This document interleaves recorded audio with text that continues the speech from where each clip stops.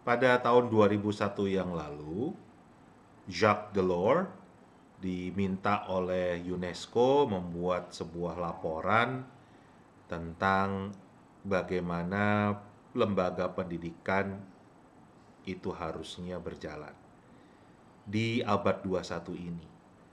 Dan beliau muncul dengan konsep 4 pilar pendidikan untuk abad 21 yang sekarang digunakan sebagai dasar dari semua lembaga pendidikan dunia untuk melaksanakan atau mengimplementasikan proses belajar dan mengajarnya. 4 pilar tersebut adalah learning to know, learning to do, learning to be, dan learning to live together. Belajar untuk mencari tahu, belajar untuk melakukan sesuatu, belajar untuk menjadi sesuatu, dan belajar untuk hidup bersama. Kata kuncinya adalah learning, bukan knowing. Jadi bukan taunya, bukan doing, bukan melakukannya, bukan being, bukan harus jadi apanya, bahkan bukan living together-nya, bukan hidup bersamanya, tapi learning-nya.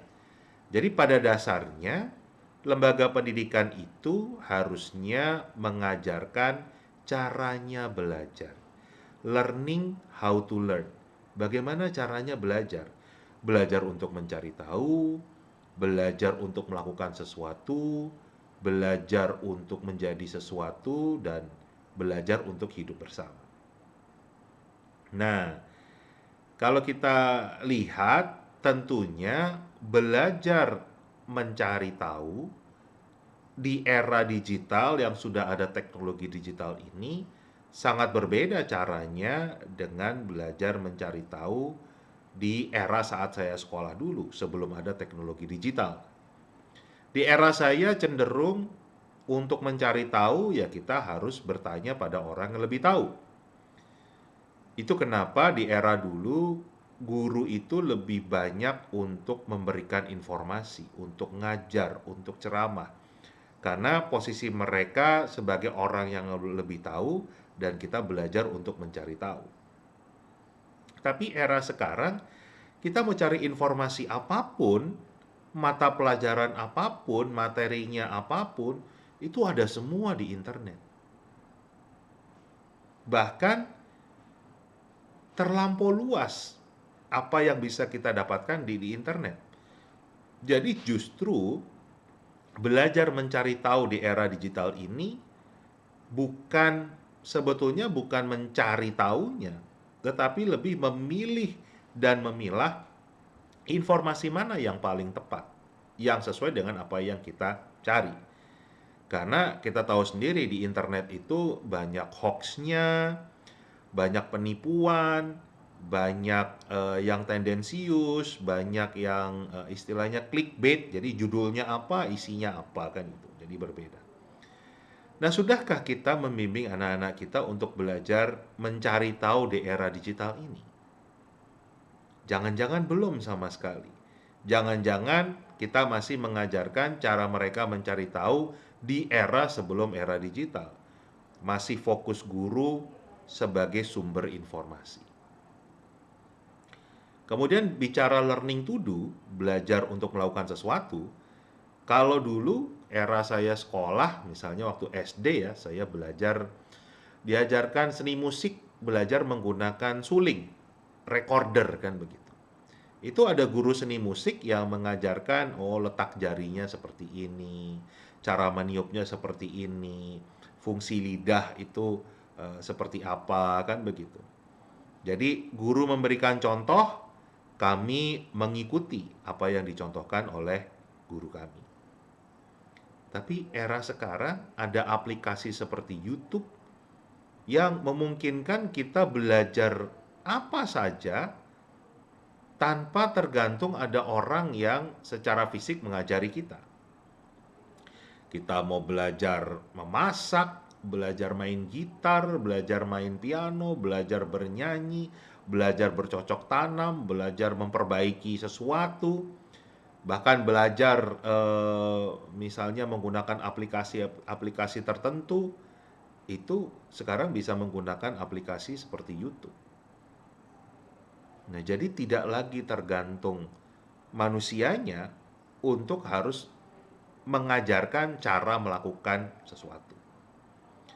Nah, pertanyaannya, sudahkah kita mengarahkan siswa untuk belajar melakukan sesuatu tidak hanya bergantung dari manusianya, tetapi juga bisa memanfaatkan teknologi digital? Yang ketiga, learning to be, belajar menjadi sesuatu.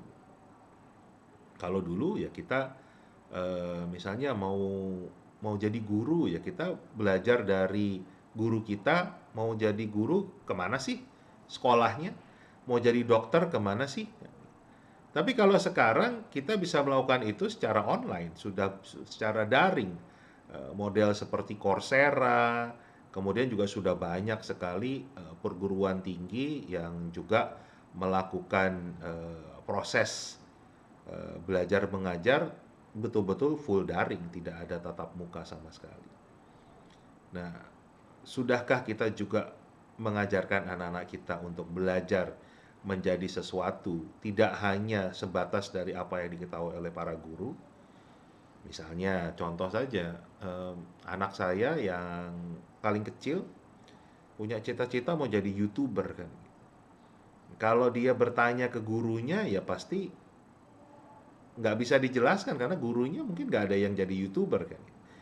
Nah, dia kalau mau jadi YouTuber dia harus belajar secara mandiri, dan itu bisa banyak sekali materi-materi tentang bagaimana menjadi YouTuber yang baik itu di online.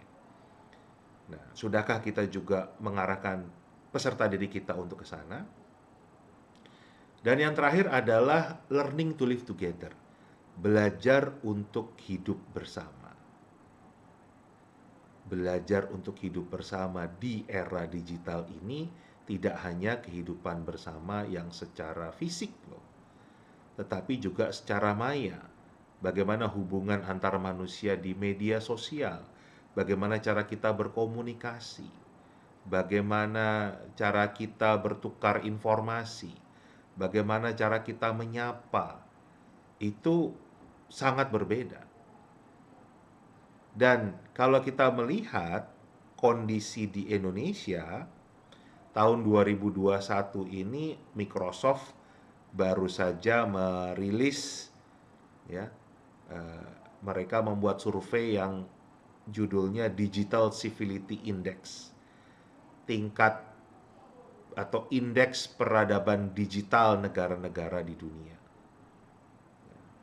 Tahu nggak, Indonesia itu ternyata menempati posisi sebagai negara yang paling tidak sopan se-Asia Pasifik, alias sebagai negara yang paling biadab se-Asia Pasifik. Jadi warganetnya, netizennya adalah netizen warga digital yang paling biadab, paling tidak sopan se-Asia Pasifik. Kita hanya berada di atas Afrika Selatan, Rusia, dan Meksiko. Tapi ini kan buktikan kalau hal tersebut bertentangan dengan Pancasila.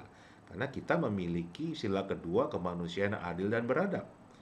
Tapi kenapa di dunia digital kita menjadi manusia yang biadab?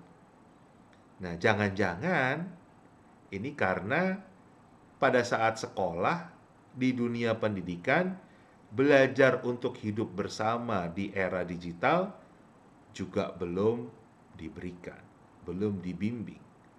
Atau jangan-jangan gurunya sendiri juga belum siap, belum tahu bagaimana caranya hidup bersama di dunia maya ini, di era digital ini. Nah, tentunya kita harus mau belajar. Siapapun Anda, kita harus menjadi pembelajar sepanjang hayat. Nah, termasuk belajar bagaimana caranya untuk mencari tahu, caranya melakukan sesuatu, caranya menjadi sesuatu, dan caranya hidup bersama dengan kondisi era digital ini, dengan teknologi digital. Infrastruktur bagaimana informasi itu terstruktur adalah bagian atau elemen dari framework 3I dalam Socio-Technical Knowledge Management. Nah, infrastruktur untuk lembaga pendidikan di era digital ini ada beberapa komponen yang harus dimiliki. Yang pertama adalah identitas digital, atau orang sering menyebutnya domain. Nah, biasanya untuk sekolah di Indonesia, domainnya adalah sch.id. Kalau untuk perguruan tinggi, biasanya ac.id. Kalau pondok pesantren, ponpes.id. Nah, dengan menggunakan identitas digital dari sekolah ini, akan membedakan penggunaan pribadi.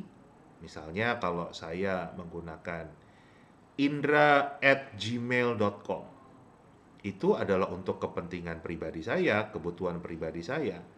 Tapi kalau saya sebagai guru, misalnya saya guru di SD 01 Jakarta, harusnya saya akan menggunakan akun indra@sd01jakarta.sch.id. Sehingga apa yang saya gunakan di akun tersebut adalah yang berhubungan dengan tugas saya sebagai pengajar. Demikian juga dengan siswa.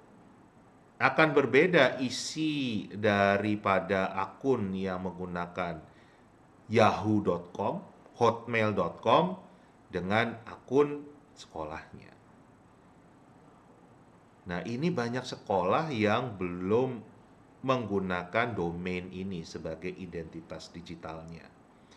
Eranya sudah era digital, jadi sebaiknya memang sekolah, lembaga pendidikan juga memiliki identitas digital, dan semua stakeholder di sana, kita bicara peserta didik, pendidik, tenaga kependidikan, itu juga harusnya memiliki akun yang sesuai dengan akun sekolah atau lembaga pendidikannya. Tadi yang saya katakan, sch.id atau ac.id atau ponpes.id, itu di Indonesia ya. Nah, kemudian yang kedua yang juga wajib dimiliki oleh lembaga pendidikan adalah aplikasi perkantoran berbasis komputasi awan atau berbasis web. Ya, istilahnya cloud lah kan gitu. Aplikasi perkantoran berbasis cloud. Dan ini gratis. Diberikan ada dua pilihan. Bisa menggunakan teknologinya Microsoft, yaitu Microsoft 365, atau menggunakan teknologinya Google, yaitu Google Workspace. Isinya apa sih aplikasi perkantoran berbasis web, berbasis cloud ini? Yang pertama adalah aplikasi Office-nya sendiri. Kita mengenal Microsoft Word, Excel, PowerPoint, atau Google Docs, Google Sheet, Google Slides. Nah, itu adalah untuk aplikasi perkantorannya sendiri. Kemudian juga ada aplikasi komunikasinya, misalnya Microsoft Teams atau Google Meet, ya kan? Itu yang bisa digunakan untuk komunikasi. Ada juga content management sistemnya, seperti Class Notebook di Microsoft 365 atau Google Classroom di Google Workspace. Nah, ini yang juga belum dimanfaatkan oleh lembaga pendidikan, padahal gratis ini. Syaratnya apa bisa dapetin gratis? Punya tadi domain sch.id. Jadi inilah pentingnya. Kita bisa bayangkan sulitnya untuk bertukar informasi kan, kalau tidak menggunakan aplikasi perkantoran berbasis web ini. Emailnya susah ya kan. Kemudian juga kita tempat penyimpanannya kita juga bingung ada di mana. Belum kalau kita lupa password misalnya. Wah, itu semua file-file yang kita miliki bisa hilang semua. Tapi kalau ini sudah diatur ada adminnya, admin sekolah, ini akan memudahkan sekolah untuk bertukar informasi. Kemudian tentunya dengan pembelajaran digital ini harus memiliki konten digital. Materinya, materi digital. Bisa bentuknya video, bisa bentuknya PDF, bisa bentuknya animasi, audio, apapun yang bisa digunakan sebagai konten pembelajaran. Nah, konten pembelajaran di era digital saat ini kita bisa mendapatkannya dengan cara membuat sendiri. Ya, jadi kalau eh, guru-guru Anda kreatif, ya kan, dan ingin punya eh, konten yang memang spesifik dibuat khusus untuk sekolah Anda, ya silakan membuat sendiri. Dan sekarang kan mudah, dengan menggunakan HP saja kita bisa membuat konten digital sendiri. Nah, tapi kita juga bisa menggunakan konten yang sudah dibuat oleh orang lain. Misalnya ada guru yang membuat konten di YouTube misalnya. Kita minta izin, kita pakai kontennya sebagai pembelajaran untuk sekolah kita. Silakan, itu bisa digunakan. Menggunakan konten rumah belajarnya Kemendikbud, itu juga gratis, itu juga bisa dimanfaatkan. Sayang saja kalau tidak dimanfaatkan. Tapi kita juga bisa, kalau tentunya memiliki anggaran dan lebih cocok, menggunakan konten berbayar kan gitu. Banyak sekarang perusahaan-perusahaan eh, edukasi teknologi yang berjualan konten. Nah, tentunya eh, ada kelebihan dan kekurangannya dari pilihan ini. Tinggal mana yang menurut Anda paling cocok. Tapi penggunaan konten ini saya juga sering menemui masih keliru kan begitu. Sudah menggunakan konten digital tapi penggunaannya masih dengan cara tradisional. Misalnya dibuat untuk nonton bareng-bareng. Enggak begitu. Konten digital ini akan dipakai untuk siswa bisa belajar, peserta didik bisa belajar secara mandiri, kapanpun, dimanapun. Nah, ini konten digital ya. Nah, kemudian kalau kita sudah menggunakan atau banyak membuat konten digital, tentunya kita butuh storage, butuh tempat penyimpanan konten ini. Di aplikasi perkantoran berbasis cloud, berbasis web tadi, itu kita juga diberikan storage sebetulnya, tempat penyimpanan. Tapi terkadang kita tidak cukup. Jadi kita harus berpikir untuk menyewa tempat. Misalnya banyak kok sekarang perusahaan yang menyewakan tempat penyimpanan berbasis cloud itu. Itu yang lebih mudah, tapi juga bisa kalau kita mau investasi beli server sendiri. Biayanya lebih mahal, perawatannya juga lebih sulit, tapi itu tentunya tergantung dari filosofi dan kebiasaan masing-masing lembaga pendidikan. Kemudian yang juga kita butuhkan adalah aplikasi komunikasi. Nah, tadi kalau kita bicara aplikasi perkantoran, itu sudah memberikan aplikasi komunikasi kan. Ada Microsoft Teams, ada Google Meet. Tapi terkadang dianggap kurang pas. Ya kan? Ya karena ini gratis, ya kan? Kadang-kadang merasa ada hal-hal yang kurang pas. Ya silahkan gunakan misalnya Zoom, itu yang lebih banyak digunakan ya, atau menggunakan Webex, menggunakan Jitsi Meet. Ada juga yang sekarang baru ini khusus untuk pendidikan, ClassIn namanya. Nah itu dan ClassIn ini adalah salah satu yang bisa mulai punya konsep online merge offline kan gitu. Jadi bagaimana betul-betul menggabungkan antara online dan offline. Ini konsep baru. Nah, jangan lagi menggunakan WhatsApp ya, karena WhatsApp itu memang tidak didesain untuk pembelajaran. Nah, sayangnya WhatsApp itu yang masih sebagai aplikasi komunikasi yang paling banyak dipakai selama pandemi ini khususnya.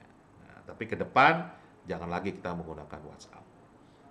Kemudian Satu hal yang sebetulnya bukan teknologi baru dan ini sudah kewajiban bagi sekolah-sekolah, bagi lembaga pendidikan, menggunakan yang namanya Learning Management System, LMS.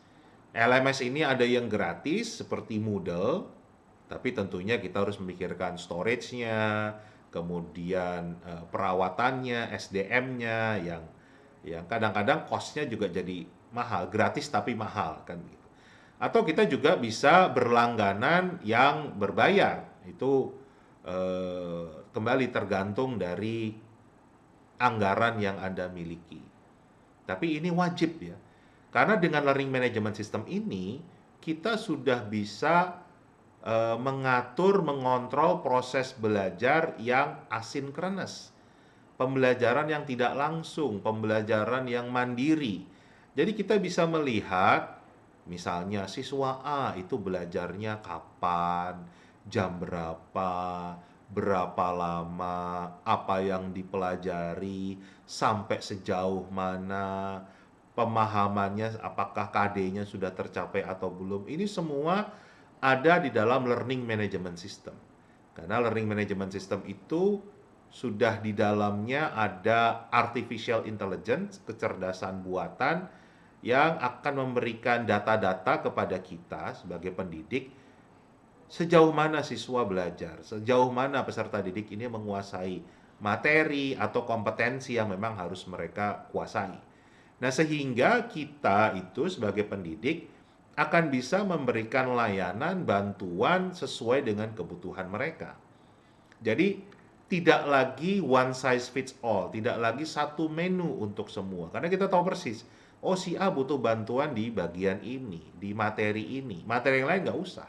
Tapi mungkin ada siswa peserta didik yang bisa terbang karena dalam arti dia sudah menguasai dengan cepat tanpa bantuan kita. Mungkin cukup kita sapa saja. Nah, di sini artinya betul-betul model pembelajaran yang modern karena sudah menggabungkan antara sinkronis, pembelajaran langsung, dan asinkronis. Nah, ini agak berbeda dengan content management system ya, yang ada misalnya di Google Classroom atau di Class Notebook, karena di ini hanya kontennya saja kalau yang di Google Classroom atau di Edmodo, di Class Notebook kan gitu. Belum ada artificial intelligence yang untuk betul-betul memberikan bantuan kepada kita sebagai pendidik sejauh mana siswa itu belajar.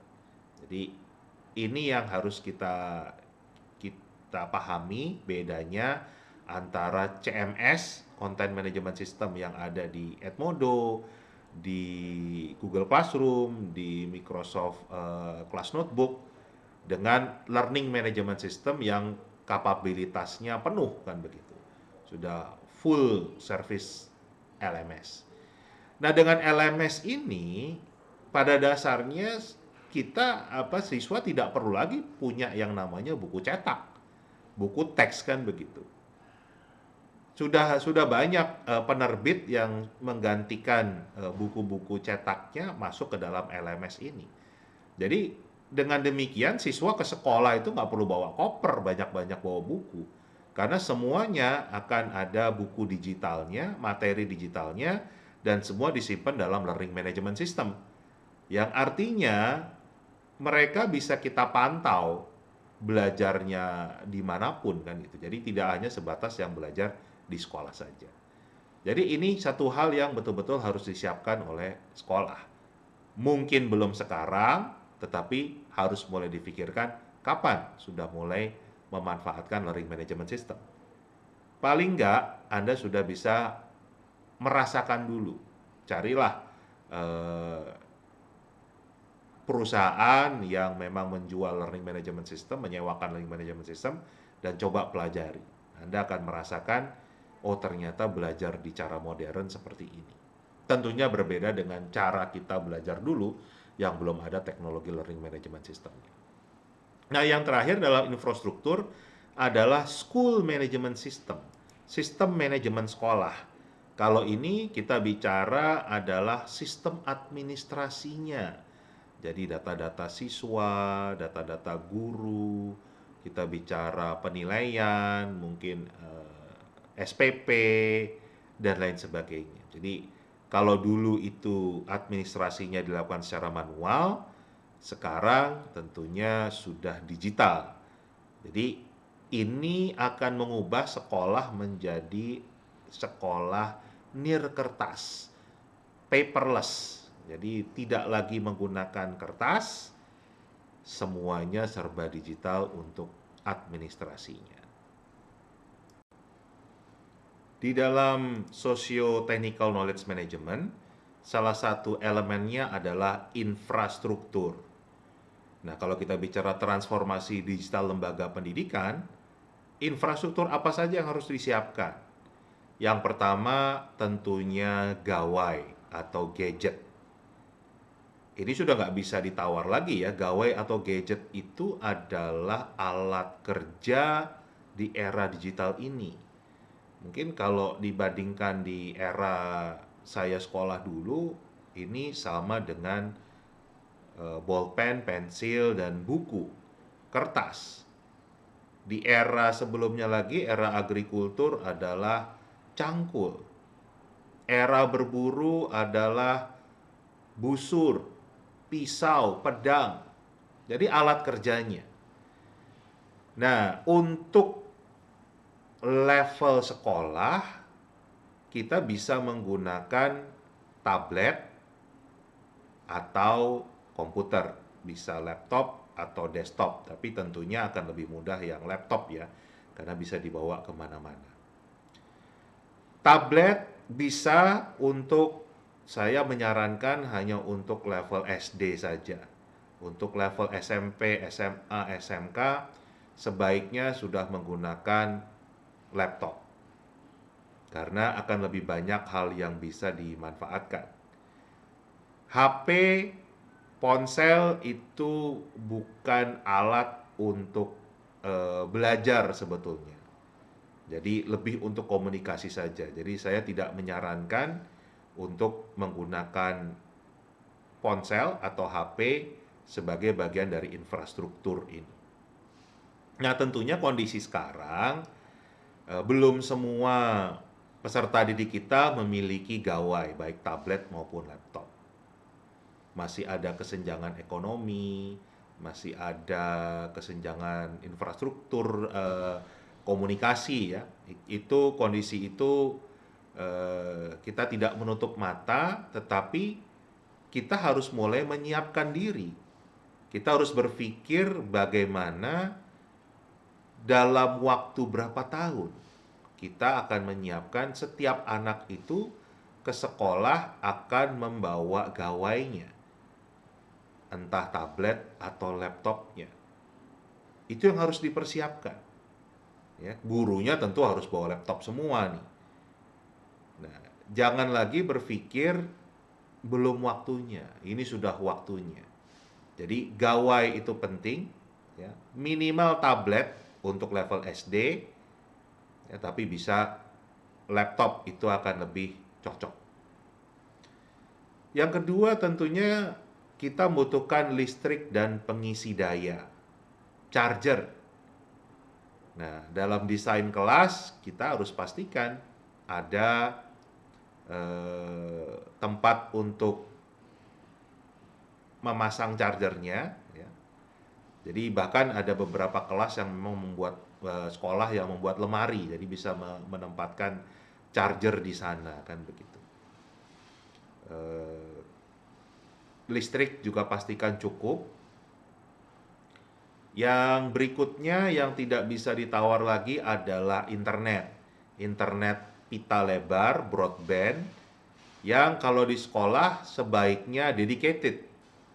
Jadi bukan yang dibagi dengan konsumen yang lain. Jadi sebaiknya diskusikan dengan internet service provider di tempat Anda, di dekat sekolah Anda, kemudian tanyakan untuk pilihan dedicated line, jadi sambungan internet yang berdedikasi.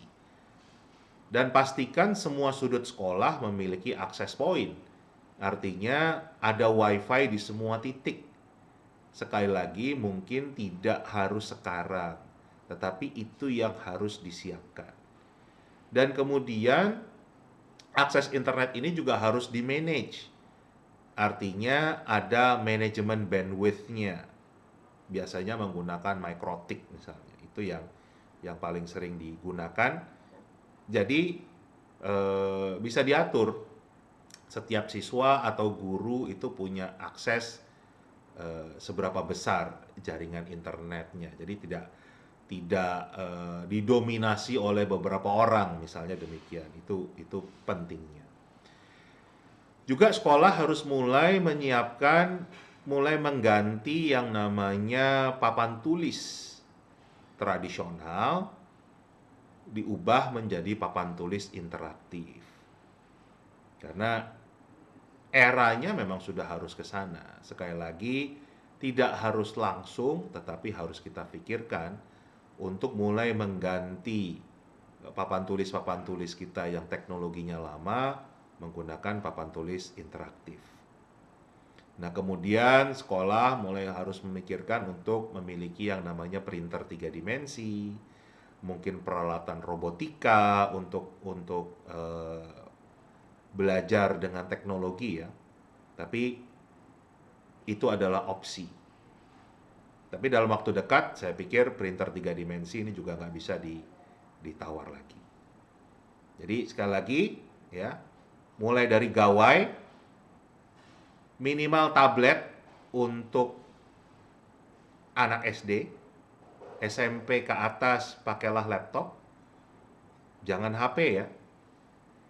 Kemudian siapkan listrik yang cukup, charger, internet pita lebar yang berdedikasi, papan tulis interaktif, dan juga kalau mau printer 3 dimensi, peralatan robotika, Internet of Things, itu juga bisa disiapkan. Itu adalah infrastruktur. Saya sangat beruntung karena saya mengenal dan sempat belajar dari seorang tokoh pendidikan dunia asal Amerika Serikat, almarhum Lance Knowles. Beliau adalah ahli pembelajaran berbasis cara kerja otak. Brain-based learning. Itu istilah yang beliau pakai dalam mengembangkan teorinya. Nah, beliau mengatakan bahwa otak manusia dalam menerima informasi itu ada 2 jenis. Dan itu dilakukan di bagian yang berbeda. Yang pertama disebut kemampuan temporal. Kita lihat ya, istilahnya temporal artinya tempo. Dalam hal ini adalah otak kita dituntut untuk menangkap informasi secara cepat. Kenapa cepat? Karena informasinya tidak tertulis. Jadi verbal. Misalnya, saya mengatakan, tolong ambilkan saya segelas air putih. Nah, itu otak kita harus memiliki kecepatan menangkap informasi tadi. Kalau tidak cepat, kita akan bertanya, mohon maaf tadi bisa diulang? Atau malah kita bisa memberikan sesuatu yang keliru, dimintanya segelas air putih, mungkin yang dikirimkan, yang dibuatkan adalah secangkir kopi misalnya. Itu kemampuan temporal. Sedangkan yang satu lagi adalah kemampuan spasial. Nah, kalau spasial ini adalah kemampuan otak menangkap informasi di mana informasinya tertulis atau tergambar. Nah, untuk kemampuan spasial ini memang tidak membutuhkan kecepatan, tetapi ternyata membutuhkan energi konsentrasi yang tinggi dan biasanya mengalahkan kemampuan temporal. Contohnya, kalau kita nonton film asing, entah itu drama Korea, film Hollywood, film Bollywood, film Mandarin, pokoknya berbahasa asing. Kemudian di bawah ada teksnya, ada subtitlenya. Coba perhatikan, kita akan lebih banyak membaca teksnya, membaca subtitlenya, daripada nonton filmnya. Nah, di situ membuktikan kalau keterampilan spasial ini sangat dominan, akan mengalahkan keterampilan temporal. Memang tidak butuh cepat, tetapi butuh energi, konsentrasi yang jauh lebih besar. Nah, disinilah kenapa kemampuan temporal, keterampilan temporal, ini harus dilatih, dibangun, dibina terlebih dulu sebelum keterampilan spasial. Jadi fondasinya harus kita kuatkan dulu, karena kalau duluan spasialnya, ini akan kalah. Nggak bisa berlatih temporal lagi. Begitu kita muncul yang spasial, yang tertulis, yang tergambar, otak kita akan dominan untuk mencari arti atau makna dari informasi tersebut. Nah, padahal kita harus membangun dulu kemampuan temporalnya. Nah, kemampuan temporal ini ternyata nanti akan berdampak pada kemampuan literasi kita, kemampuan spasial kita. Makanya ini harus dibangun dulu. Jadi penjelasannya begini. Misalnya ada kalimat, Andi memakai baju biru. Kan? Kalau otak kita tidak cepat, artinya belum terlatih temporal skills-nya, kalimat Andi memakai baju biru itu akan diterima sebagai 4 informasi yang berbeda. Andi sendiri, memakai sendiri, baju sendiri, biru sendiri. Yang kalau terpisah-pisah begini, artinya bisa berbeda. Misalnya, antara baju dengan baju biru kan dua hal yang sangat berbeda. Baju bisa baju merah, bisa baju kuning. Sedangkan dalam kalimat ini yang dibahas adalah baju biru, bukan baju, bukan biru. Nah, kalau kita melatih kemampuan temporal kita, semakin baik kemampuan temporal kita, semakin cepat kita menangkap informasi. Kalimat yang tadi menjadi 4 informasi bisa berkurang. Misalnya baju biru menjadi 1 informasi sendiri. Jadi yang tadinya 4 karena terlatih menjadi 3. Andi memakai baju biru. Baju biru 1, jadi 3 informasi. Kalau lebih terlatih lagi, misalnya jadi 2. Andi 1 informasi, memakai baju biru 1 informasi.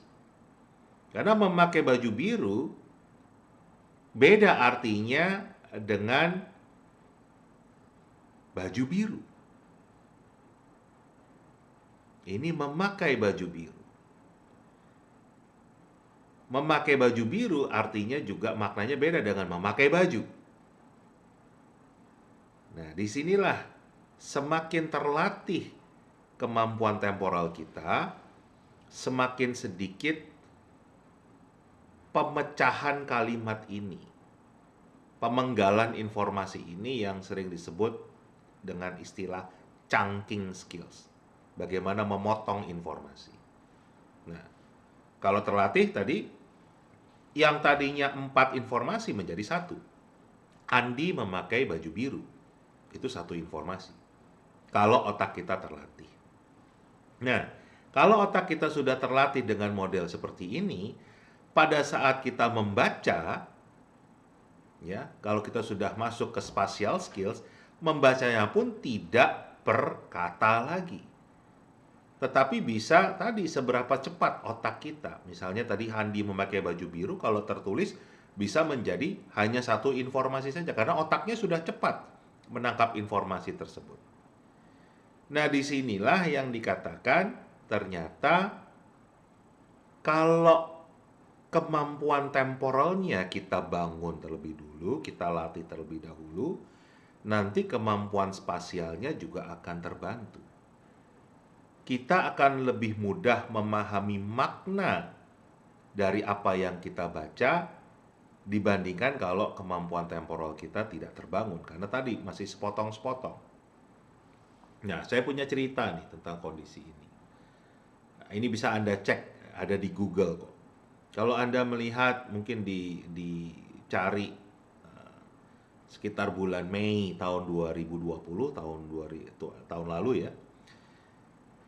Ada beberapa artikel yang judulnya Indra Karismiaji menyakiti hati 3 juta guru.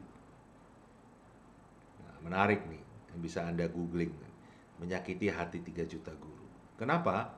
Karena katanya saya mengatakan pada saat pandemi, guru tidur-tidur aja digaji. Nah, padahal ceritanya adalah saat pandemi berlangsung, saya dikontak oleh beberapa media, beberapa wartawan, bertanya ke saya, apa dampak pandemi terhadap penghasilan guru? Jawaban saya adalah, kalau gurunya guru honorer, guru sekolah swasta, mereka bisa kehilangan penghasilan minimal bisa berkurang. Kenapa? Karena guru honorer, guru sekolah swasta itu digajinya rata-rata berdasarkan berapa jam mereka mengajar. Jadi dengan pandemi kemarin kan berkurang jamnya. Nah, itu pasti penghasilannya akan berkurang atau bisa hilang sama sekali. Sedangkan kalau guru PNS beda. Saya katakan mereka mau tidur aja nggak mau ngajar, tetap aja digaji. Dan bahkan tunjangan profesi saya yakin tidak hilang, walaupun ngajarnya nggak 24 jam, karena ini kan kondisi pandemi. Nah, jadi konteksnya seperti itu, tapi ternyata dibacanya adalah Indra Karismiaji mengatakan guru tidur-tiduran saja digaji. Saya bahkan menerima beberapa pesan DM, ke WA yang marah-marah. Guru-guru mengatakan, Pak Indra tahu nggak, saya ini gajinya dipotong Pak, nggak tidur-tiduran terus terima gaji. Saya tanya, mohon maaf ibu ini guru honorer? Iya Pak, saya guru honorer. Masa Bapak enak aja bilang kami tidur-tidur? Saya katakan bukan itu yang saya sampaikan Bu. Saya mengatakan guru honorer bisa kehilangan atau berkurang penghasilannya. Kaget dia, loh yang saya baca nggak begitu Pak kan gitu. Nah makanya tolong dibaca dulu. Nah disinilah kita bisa lihat kondisi ternyata memang kemampuan literasi kita bahkan untuk para pendidik masih cukup lemah. Nah ini harus kita latih. Latihnya apa? Kemampuan temporalnya dulu kita latih. Mampu nggak kita menangkap informasi? Semakin panjang, semakin panjang, semakin panjang. Maknanya yang kita ingin dapatkan. Jadi bukan hanya bunyinya, tapi artinya, maknanya. Nah, disinilah bagaimana kita mengembangkan literasi. Kita mulai dulu dari meningkatkan kemampuan temporalnya. Kalau sudah kuat, baru ke spasialnya.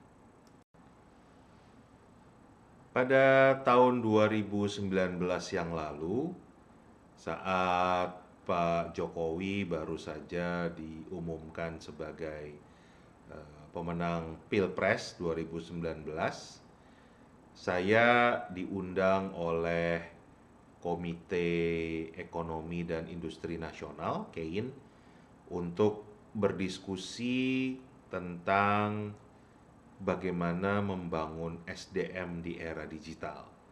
Karena waktu itu Pak Jokowi sudah menyampaikan program beliau akan pembangunan SDM unggul.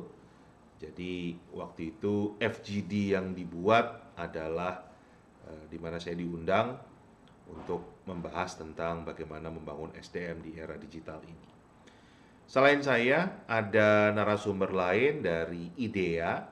IDEA itu adalah asosiasi e-commerce-nya Indonesia. Jadi eh, belanja online, jadi tempat seperti Tokopedia, Bukalapak, Traveloka itu adalah e-commerce. Nah, ini ada asosiasinya. Nah, perwakilan dari asosiasi mereka ini bercerita. Yang mengagetkan kita semua, ceritanya adalah ternyata Indonesia itu darurat programmer, alias kekurangan programmer. Jadi mereka bidangnya itu perusahaan IT, tapi mereka mengakui kalau ternyata programmernya itu bukan orang Indonesia. Kalau nggak orang India, orang dari Tiongkok, dari Cina kan begitu. Nah ini tentunya membuat kami kaget, termasuk saya sebagai praktisi pendidikan kan. Kenapa? Karena saya tahunya adalah eh, Eskom, sarjana komputer itu banyak sekali kan gitu. Hampir semua perguruan tinggi punya fakultas ilmu komputer sekarang. Itu yang memiliki gelar sarjana. Belum lagi yang belajarnya di SMK. Dengan SMK TIK ini misalnya belajar bidang keahlian RPL, ya, rekayasa perangkat lunak, itu kan programming. Nah, kalau kita sampai kekurangan kan gitu, bahkan darurat dan itu juga diamini oleh Kementerian Kominfo, ada itu di situs Kominfo yang menunjukkan kalau kita darurat programmer. Ya, ini kenapa Kominfo juga menyampaikan hal tersebut? Karena mereka juga ditarget untuk menciptakan 1.000 perusahaan digital startup yang baru. Nah, dengan kekurangan programmer ini kan sulit sekali. Nah, saya kemudian bertanya kepada perwakilan IDEA ini, apa masalahnya? Apakah memang ilmunya salah, dosennya, gurunya kurang kompeten, atau problemnya apa? Nah, jawaban beliau ini yang mengagetkan buat saya. Beliau mengatakan, bukan itu Pak Indra. Anak-anak kita ini ada yang bisa jadi Superman. Artinya mereka jago programmingnya, benar-benar luar biasa lah. Nah, tapi beliau juga mengatakan, tapi nggak ada satupun yang bisa jadi super team. Wah, ternyata problemnya bukan di ilmu programmingnya, tapi anak-anak kita sangat kesulitan untuk berkolaborasi, untuk bekerja sama dengan programmer yang lain, dengan orang yang lain. Wah, ini langsung kaget saya kan begitu.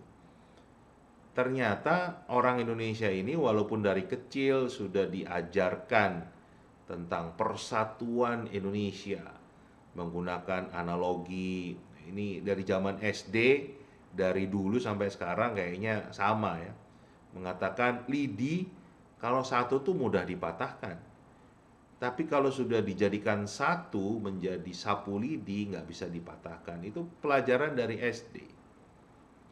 Tapi ternyata kita ini masih sulit untuk berkolaborasi. Dan juga kita bisa melihat kan betapa mudahnya bangsa ini diadu domba. Dari zaman VOC sampai tahun 2021 masih dengan mudah diadu domba. Walaupun bahasanya lain ya. Cebong kadrun misalnya, cebong kampret kemarin 2019. Tapi intinya orang Indonesia di bertikai atau berkelahi dengan orang Indonesia lain. Nah, ini yang menunjukkan kelemahan kita dalam berkolaborasi. Nah, kenapa kolaborasi itu sangat penting di era abad 21 ini? Kalau kita melihat yang namanya mencipta sesuatu yang baru, ya, kalau itu buatan manusia, ada nggak sebuah karya manusia yang hanya diciptakan oleh satu orang manusia tanpa campur tangan orang lain. Coba kita gali lebih dalam. Ada nggak? Apapun karya manusia itu, ada nggak yang diciptakan tanpa campur tangan orang lain? Saya kok nggak bisa ya menemukan itu ya. Dan bahkan kalau kita bicara misalnya nih, kalau kita menggunakan contoh Gojek sebagai karya karya seseorang, Gojek itu nggak akan mungkin lahir kalau nggak ada Google, ya kan? Google nggak akan mungkin lahir kalau nggak ada internet. Internet nggak akan mungkin lahir kalau nggak ada komputer. Komputer nggak akan mungkin lahir kalau nggak ada listrik. Jadi kita bisa lihat, ya, yang pertama memang tidak ada karya yang dibuat oleh seorang manusia sendiri. Yang kedua, setiap karya manusia ini adalah perbaikan atau pengembangan dari karya-karya sebelumnya. Jadi kesimpulannya adalah tidak ada orang yang level berpikirnya sampai di level C6, kemampuan mencipta, kalau dia tidak bisa berkolaborasi. Jadi dengan kata lain, untuk bisa bernalar di level C6, tingkat yang paling tinggi, tingkat yang paling cerdas, persyaratannya adalah orang itu harus bisa berkolaborasi. Karena tanpa kolaborasi nggak akan ketemu yang namanya menciptakan sebuah karya baru. Nah, bicara tentang kemampuan kolaborasi, kita lihat problem di Indonesia memang sistem pendidikannya tidak mendorong kegiatan bersama. Kan jarang sekali sekolah itu melaksanakan yang namanya pembelajaran berbasis proyek, yang artinya harus kerjasama kelompok. Semuanya serba individu. Belajarnya individu, dinilainya di evaluasi juga individu. Jadi masih belum mendorong untuk berkolaborasi. Nah, ini yang harus kita ubah. Nah, ada satu hal tentang kolaborasi yang kebanyakan orang, terutama orang Indonesia, itu salah memahami yang namanya persatuan Indonesia, kolaborasi ini. Dianggap untuk bisa kolaborasi, kita itu harus memiliki pandangan yang sama. Justru itu yang keliru. Kalau kita pandangannya semua sama, nggak butuh kolaborasi. Kolaborasi itu justru muncul karena adanya perbedaan. Disitulah letak manusia itu punya bakat, talenta yang sangat berbeda, sehingga kita akan saling butuhkan, saling melengkapi. Nah, jadi untuk kita bisa berkolaborasi, kita nggak bisa mengharapkan semuanya berpandangan sama. Justru kita harus mempersiapkan diri untuk menghadapi konflik dan menyelesaikan konflik tersebut, bukan menghindari konflik.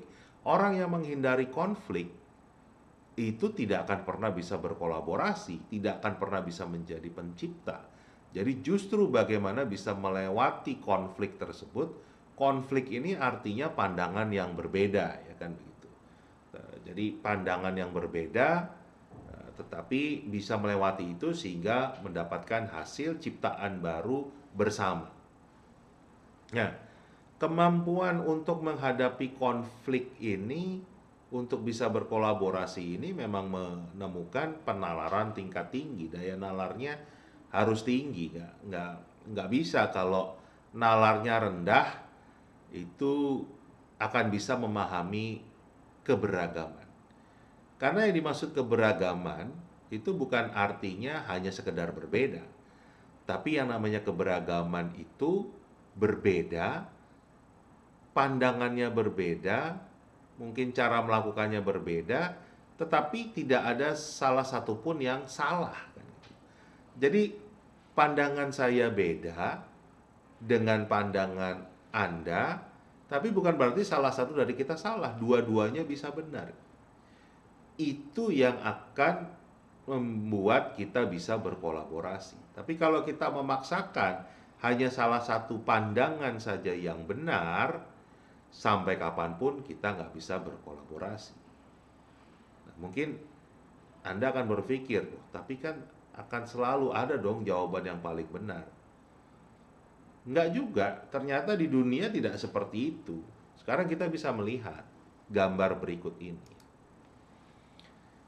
Ini 6 atau 9? Mana yang benar? 6 atau 9? Dua-duanya benar. Tergantung dari sudut pandangnya. Kemudian ini, mana yang benar? W atau M?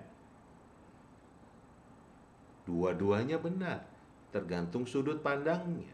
Bagaimana dengan ini? Setengah isi atau setengah kosong? Mana yang benar? Dua-duanya benar. Jadi inilah, untuk bisa berkolaborasi, kita harus mampu menerima pandangan orang lain walaupun pandangan itu berbeda dengan kita. Kenapa kita terima? Karena pandangannya tidak keliru. Hanya dilihat dari sudut pandang yang berbeda. Nah, orang yang bernalar rendah nggak akan pernah bisa melihat, oh dia itu berbeda karena sudut pandangnya berbeda, arah melihatnya berbeda. Nah, ini membutuhkan nalar di tingkat tinggi. Nah, itulah kenapa seorang kaisar Romawi namanya Marcus Aurelius pernah mengatakan, semua yang kita dengar adalah opini, bukan fakta. Semua yang kita lihat adalah perspektif atau sudut pandang, bukan kebenaran. Nah, disinilah juga ada tokoh lain, Helen Keller. Ini adalah wanita buta pertama yang memiliki gelar sarjana. Jadi orang yang luar biasa ini. Helen Keller mengatakan, hasil tertinggi dari sebuah pendidikan adalah toleransi. Jadi pendidikan, karena tugasnya adalah mencerdaskan, tentunya cerdas itu berarti level berpikirnya di tingkat nalar tinggi, dan orang yang bernalar tinggi adalah orang yang memahami toleransi, keberagaman, di mana mereka bisa menerima pandangan orang lain, tata cara budaya orang lain, walaupun berbeda, tapi kita tahu perbedaan itu tidak salah. Beda dengan kita, tapi mereka tidak salah, kita juga tidak salah, dua-duanya benar. Hanya sudut pandangnya saja yang berbeda. Nah, disinilah kunci untuk kita bisa berkolaborasi sebagai bagian dari keterampilan abad 21. Pemikiran kreatif menurut Edward de Bono disebut juga divergent thinking atau horizontal thinking, di mana lebih menggunakan imajinasi dalam mencari jawaban-jawaban baru. Intinya, kemampuan berpikir kreatif ini kemampuan seseorang dengan daya nalar tinggi untuk memberikan banyak jawaban, banyak jalan, banyak alternatif dari satu pertanyaan. Jadi satu pertanyaan tapi memiliki banyak posibilitas, ya, banyak jalan, banyak kemungkinan, kan itu. Orang yang kreatif tidak akan mencari kunci jawaban, jadi tidak hanya mencari satu jawaban yang benar, tapi justru akan memberikan banyak alternatif. Nah, disinilah penjelasan dari kemampuan berpikir kreatif ini. Dengan demikian tentunya orang yang kreatif akan bernalar tinggi, karena semua itu adalah hasil pikirannya sendiri, bukan berdasarkan ikut-ikut orang lain atau bahkan merasa tidak ada pilihan lain, terpaksa hanya satu. Orang yang kreatif tidak akan pernah mengatakan tidak ada jalan lain, tetapi selalu memiliki kemampuan untuk mencari alternatif yang lebih dari satu. Menariknya, ada sebuah kajian yang dilakukan oleh George Land dan Beth German di bukunya yang berjudul Breakpoint and Beyond. Nah, yang mereka lakukan adalah mereka meriset 1.600 anak, ya, dimulai dari saat usia mereka belum sekolah. Jadi sebelum SD, usia 3 sampai 5 tahun, ada 1.600 anak dites divergent thinking-nya, kemampuan berpikir kreatifnya ini. Nah, ternyata pada saat mereka usia 3 sampai 5 tahun, 98% dari mereka skornya jenius. Artinya mereka sangat kreatif. Nah, dalam kajian ini 5 tahun setelah tes yang pertama, mereka dites lagi. Jadi anak yang sama, 1.600 anak tersebut, 5 tahun setelah tes pertama, jadi sekarang usia mereka 8 sampai 10 tahun, antara kelas 3 SD sampai kelas 5, itu dites lagi. Nah, ternyata kemampuan berpikir divergennya, kreativitasnya ini turun.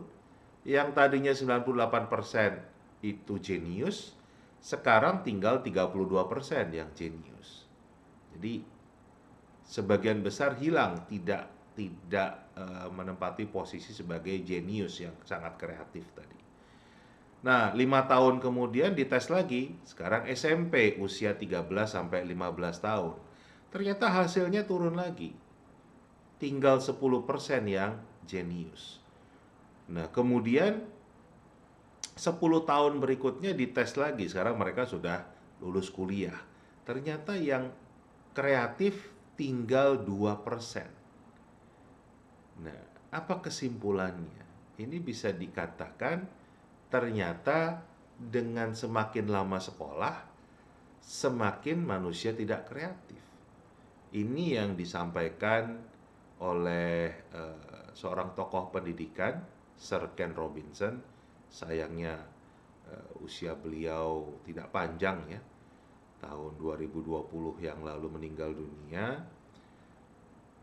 Beliau menulis buku yang judulnya Sekolah Membunuh Kreativitas. Salah satunya beliau mengutip dari kajian yang barusan saya sampaikan dari Breakpoint and Beyond. Nah, bagaimana dengan di Indonesia? Saya punya pengalaman untuk mendampingi guru-guru mulai dari Aceh sampai Papua, mulai dari Natuna, Maluku, Sulawesi Utara, Kalimantan Utara, sampai ke NTB, NTT paling selatan di Indonesia. Nah, saya sering mencoba ngetes seberapa kreatif para guru-guru ini. Perintahnya sederhana, saya cuma minta untuk menggambar pemandangan. Bisa Anda bayangkan apa yang digambar oleh para guru kita? Ya, seperti ini gambarnya. Gunung 2, ya, ada sawahnya, ada mataharinya. Nah, ini bayangkan, sekolahnya di sekolah yang berbeda, daerahnya berbeda, tahunnya berbeda, gurunya berbeda, tapi diminta gambar pemandangan, satu Indonesia bisa sama semua. Kenapa bisa demikian? Karena kita terbiasa dengan pola kunci jawaban. Kalau pertanyaannya pemandangan, jawabannya gunung dua ada mataharinya. Nah, padahal nenek moyang kita adalah orang-orang yang kreatif, harusnya kita mengembalikan lagi kemampuan bangsa ini sebagai bangsa yang kreatif. Untuk itu, cara melatihnya adalah mulai hindari mencari kunci jawaban, mencari satu jawaban yang paling benar, tapi carilah banyak alternatif. Itu gunakan imajinasi, itu akan menjadikan kita kreatif. Bagaimana kita menyusun program membacakan cerita yang efektif? Yang pertama adalah kita harus menyadari tujuan dari gerakan membacakan cerita ini agar supaya anak didik kita jatuh cinta terhadap bacaan.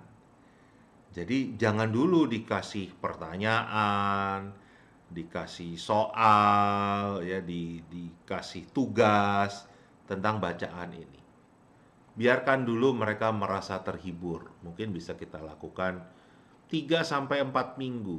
Kalau perlu setiap hari atau 2 hari sekali, paling minimal dibacakan cerita. Karena tujuannya adalah membuat mereka jatuh cinta dulu. Mereka suka terhadap bacaan. Nah, ini butuh waktu kan? Jadi kalau kita langsung memberikan mereka beban, dikasih pertanyaan, dibuat ulangan, mereka jadi tidak suka, tidak cinta dengan bacaan ini karena dianggap beban. Tapi biarkan mereka kita bacakan dulu. Kemudian pastikan judulnya menarik. Kadang-kadang saya menyarankan kalau judulnya kurang menarik, ganti saja dengan judul yang menarik, yang lebih provokatif, yang membuat anak-anak kita tertarik untuk mau mendengarkan. Kemudian tentunya cari isi cerita yang menarik. Upayakan memang cerita yang bisa membuat naik turun emosi anak-anak kita ini. Terbawa dengan ceritanya. Jangan cari yang monoton, yang informatif. Jangan yang seperti itu. Saya menemui beberapa sekolah misalnya menggunakan bacaan judulnya membersihkan kelas. Nah, mungkin tujuannya bagus ya untuk supaya anak-anak itu punya tanggung jawab terhadap kelasnya dengan mau membersihkan. Tapi siapa sih yang mau dengerin cerita tentang membersihkan kelas kan begitu? Ini yang nantinya tidak kena tujuan target kita untuk membuat mereka cinta terhadap bacaan dan mulai gemar membaca. Atau ada lagi juga beberapa sekolah yang kebetulan temanya tentang keluargaku, kemudian membacakan ceritanya tentang ayah, ibu, kakak, adik, situasi yang terjadi di rumah anak-anak kita yang sifatnya jadi hanya informatif saja. Siapa yang tertarik dengan cerita yang seperti itu? Mungkin kalau temanya orang tua, keluarga, kita bisa menggunakan cerita tentang raja, ratu, pangeran, putri. Itu kan ayah, ibu, anak kan begitu. Tapi bisa kita kemas dalam bentuk cerita. Jadi pastikan ceritanya menarik, jangan sekedar apa adanya saja, apalagi kita hanya mengambil dari buku cetak misalnya. Nah, kemudian di dalam cerita tersebut, kita bisa memasukkan unsur-unsur yang ingin kita berikan. Apa saja bisa kita masukkan. Mau unsur numerasi di sana, ya kan? Kita bisa belajar 2 ekor katak, 3 ekor kambing, ya kan? Segitiga, warna merah, itu semua bisa masuk dalam cerita kan begitu. Dan juga kalau kita bicara kompetensi dasar mata pelajaran lain, ini juga bisa kita kemas dalam bentuk cerita. Apapun mata pelajarannya, apapun KD-nya bisa kita kemas dalam sebuah cerita.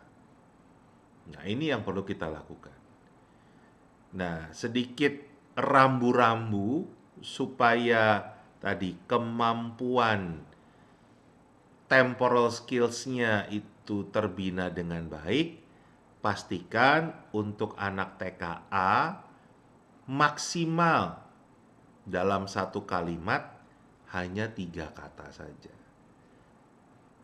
Ini Ibu Budi, itu hanya 3, itu maksimal untuk anak TKA. TKB maksimal 4 kata. SD kelas 1 5 kata, SD kelas 2 6 kata, SD kelas 3 maksimal 7 kata, SD kelas 4 maksimal 3 informasi, 3 buah informasi yang berbeda, SD kelas 5 maksimal 4 informasi, dan SD kelas 6 maksimal 5 informasi. Ini rambu-rambunya. Dan dengan demikian, kita bisa punya cerita yang sama, tapi bisa kita olah menjadi beberapa macam cerita yang kita sesuaikan dengan usia anak. Misalnya, kita memilih cerita Malin Kundang. Malin Kundang bisa kita buat versi anak TKA-nya dengan kita ubah kalimat yang panjang maksimal hanya 3 kata. Nah, ini bisa Anda coba, ya, bisa Anda coba membuat ini. Atau sebaliknya, kita mau membuat yang untuk SD kelas 3, kita buat maksimal 7 kata. Nah, ini yang bisa kita lakukan kalau kita mau melaksanakan gerakan membacakan cerita. Saya sangat yakin dampaknya akan luar biasa. Tinggal keberanian Anda, kemauan Anda untuk mencoba dengan gerakan ini. Nah, gerakan membacakan cerita ini juga bisa kita kemas untuk menjadi stimulan pembelajaran berbasis proyek. Misalnya, ini kembali tentunya setelah mereka sudah terhibur ya. Mereka sudah mulai ada kecintaan terhadap bacaan. Jadi, ini kalau minimal sudah 3 sampai 4 minggu, baru kita mulai bisa mengarahkan untuk anak membuat proyek. Misalnya proyeknya adalah menceritakan kembali. Dan namanya proyek ini harus dalam kelompok ya, bukan individu ya. Menceritakan kembali itu bukan hanya mereka cerita lagi, tapi bisa kita minta untuk membuat sebuah karya. Misalnya dalam bentuk video, vlog gitu misalnya, atau presentasi. Atau storytelling kan begitu modelnya. Tapi ada juga yang bisa bentuknya gambar karena hobinya di menggambar. Dari cerita tadi, cerita verbal yang dibacakan, sekarang mereka menceritakan kembali dalam bentuk gambar. Menarik kan? Atau mau dalam bentuk tarian, mau dalam bentuk lagu, kita bebaskan. Tapi intinya menceritakan kembali. Kemudian kita juga bisa membuat tantangan misalnya akhir cerita baru kan gitu. Jadi misalnya kita bercerita tentang Jack and the Beanstalk. Jack dengan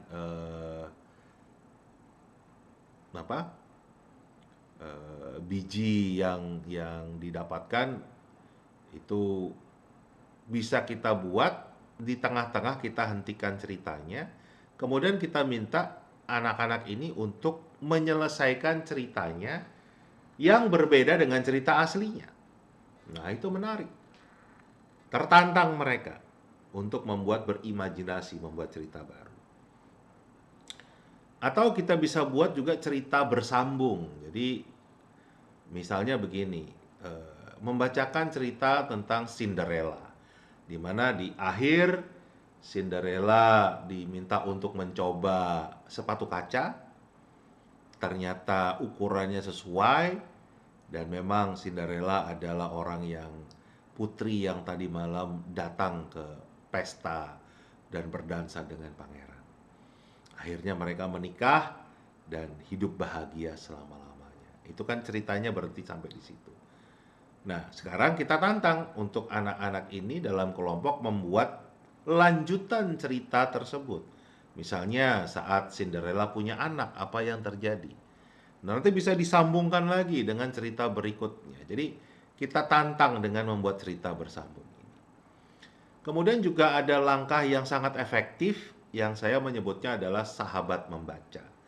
Ini antar siswa membacakan dengan lantang Atau yang paling keren itu saat kakak kelas membacakan untuk adik kelas. Jadi bisa dibuat proyek. Misalnya anak kelas 6 berkelompok misalnya 3 sampai 4 anak wajib untuk memilih sebuah cerita, menyesuaikan ceritanya sesuai dengan tadi rambu-rambu ya.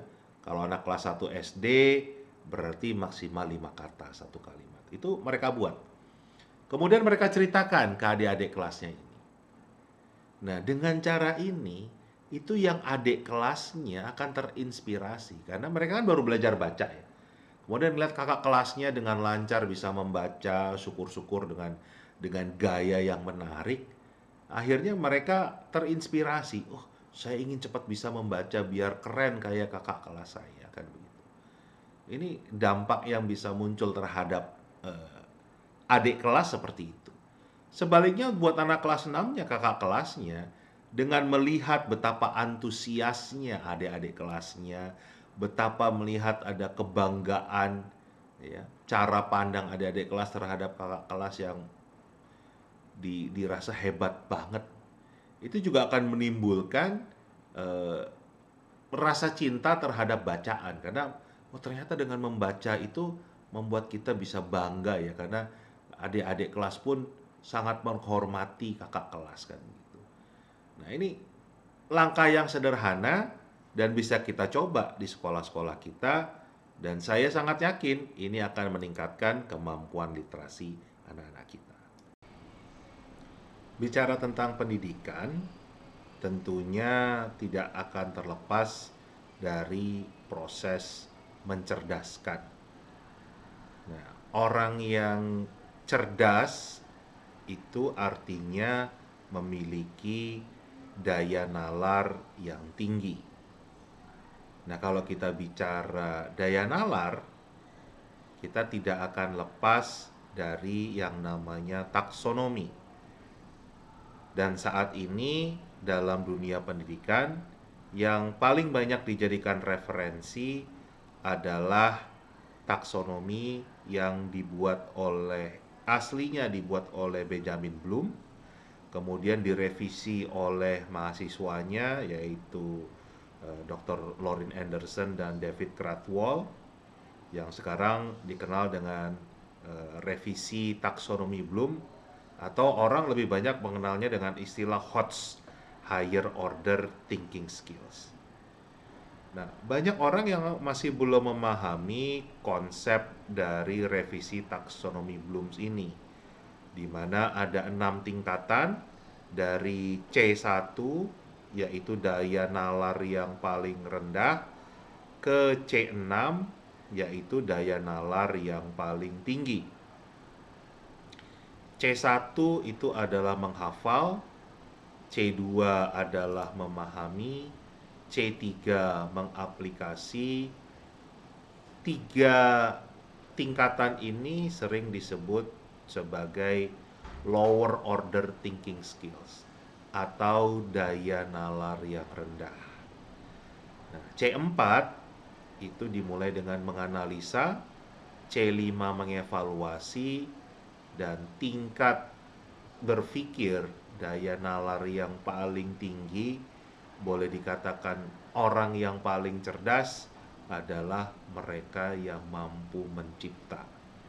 Level C4, C5, C6 ini sering disebut sebagai higher order thinking skills, tingkat nalar yang lebih tinggi. Nah, apa sih bedanya C1, C2, C3, C4, C5, dan C6? Kita mulai dulu dengan C1, menghafal atau mengingat.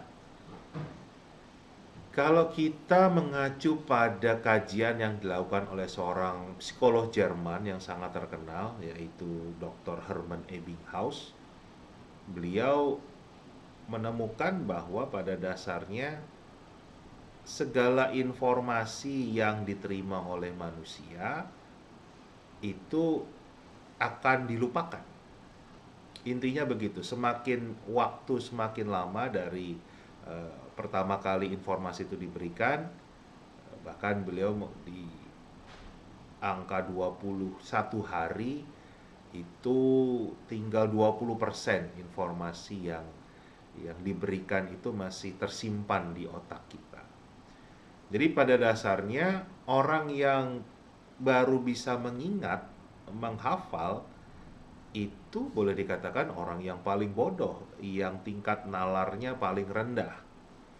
Jadi misalnya nih, kita menggunakan konsep yang sederhana saja. Saat anak pertama kali kita perkenalkan dengan konsep membuang sampah di tempat sampah, tentang anak-anak masih balita ya, kita kenalkan konsep itu cenderung anak tersebut akan sering lupa. Kenapa? Karena ini adalah informasi pertama yang mereka dapatkan. Nah, kalau informasi membuang sampah di tempat sampah itu terus kita ingatkan terus, kita berikan terus, nah nanti itu akan tersimpan di otak mereka. Nah, disinilah mulai meningkat kemampuan berpikirnya ke level C2, yaitu memahami. Nah, ini bisa kita buktikan kalau misalnya anak-anak didik Anda, kita kasih tes lah, kita kasih survei. Kita kasih survei pertanyaan seperti berikut ini. Di mana kalian membuang sampah? A. Sungai. B. Pinggir jalan. C. Laut. D. Tempat sampah. Kira-kira apa jawaban anak didik Anda? Saya yakin dimanapun Anda mengajar, dari sekolah manapun, saya yakin pasti jawabannya adalah di tempat sampah. Karena dari kecil mereka diajarkan terus tentang membuang sampah di tempat sampah. Jadi kalau kita uji, kita tes dengan pertanyaan, mereka jawabannya akan membuang sampah itu di tempat sampah. Nah, karena anak didik Anda tadi semua menjawabnya D di tempat sampah, pertanyaan berikut akan saya ajukan ke Anda sebagai para gurunya.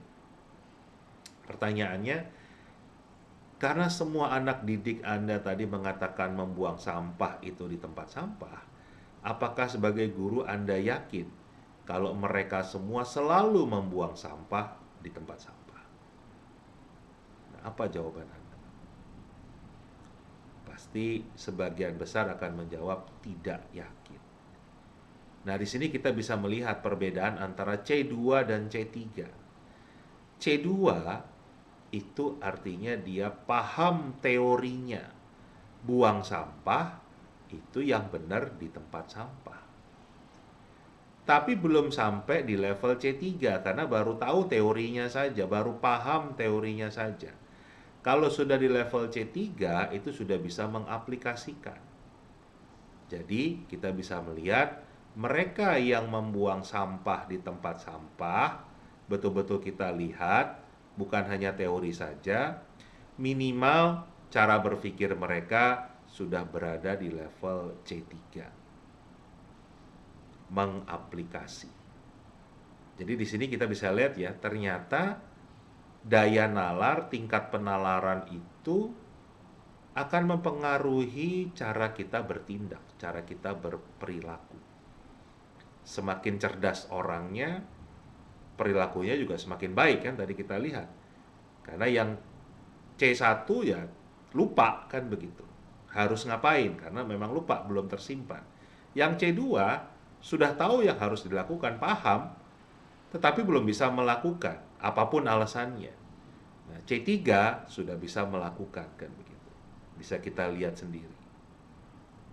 Nah, yang menarik adalah C1, C2 dan C3 ini disebut dengan daya nalar rendah, lower order thinking skills. Nah, kita langsung berpikir kan, membuang sampah di tempat sampah itu kan sudah hal yang positif.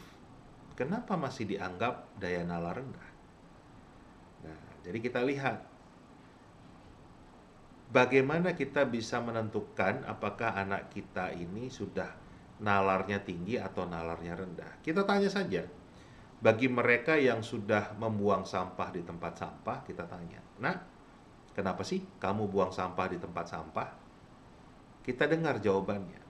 Kalau jawaban mereka adalah, ya nanti kalau saya buang sampah sembarangan dimarahin oleh Pak Guru, nanti dihukum sama Bu Guru, nanti nilai sikap saya jelek, nanti saya nggak naik kelas, nanti saya dihukum oleh kepala sekolah.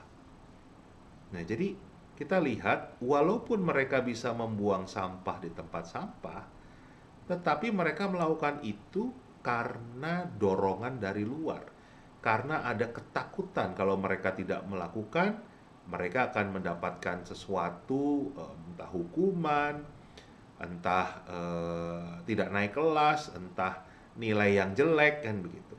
Jadi ada konsekuensinya kalau mereka tidak melakukan itu, makanya mereka terpaksa membuang sampah di tempat sampah. Nah, sedangkan mereka yang level berpikirnya sudah di C4, ya, C4 ini kan sudah masuk ke higher order thinking skills. Bernalar di tingkat tinggi. Mereka kan menjawabnya berbeda. Mereka menjawab misalnya begini. Pak Indra, kalau saya buang sampah sembarangan, pertama kan ngelihatnya nggak enak, Pak. Sampah itu berserakan di mana-mana. Kan pasti nggak enak lah dipandang kan gitu. Belum nanti ada bau busuk, ya kan? Kemudian nanti akan mengundang banyak lalat, banyak tikus, nanti muncul penyakit di sana. Kemudian nanti kalau hujan jadi banjir. Nah, jadi kita bisa lihat bedanya.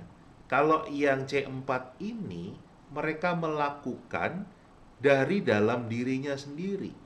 Jadi mereka sudah memiliki hubungan sebab dan akibat. Saya melakukan ini, saya buang sampah di tempat sampah agar lingkungan itu sedap dipandang, tidak ada penyakit, tidak bikin banjir. Nah, jadi kita bisa lihat perbedaannya.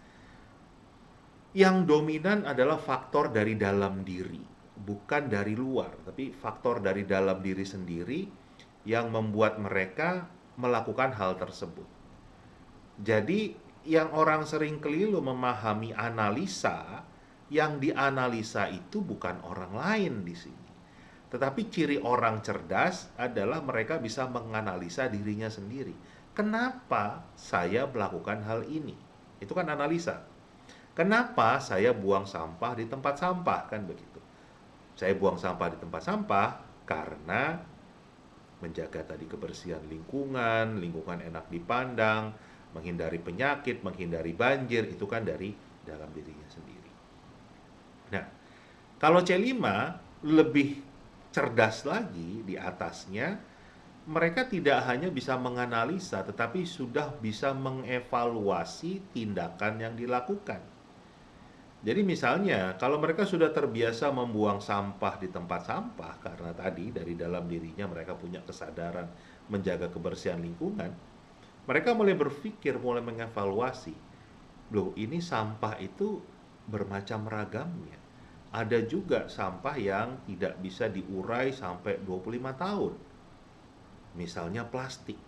Ya kalau gitu, sampah plastik jangan kita satukan dengan sampah kertas, sampah organik. Nah, jadi disitulah mulai mengevaluasi tindakannya sendiri.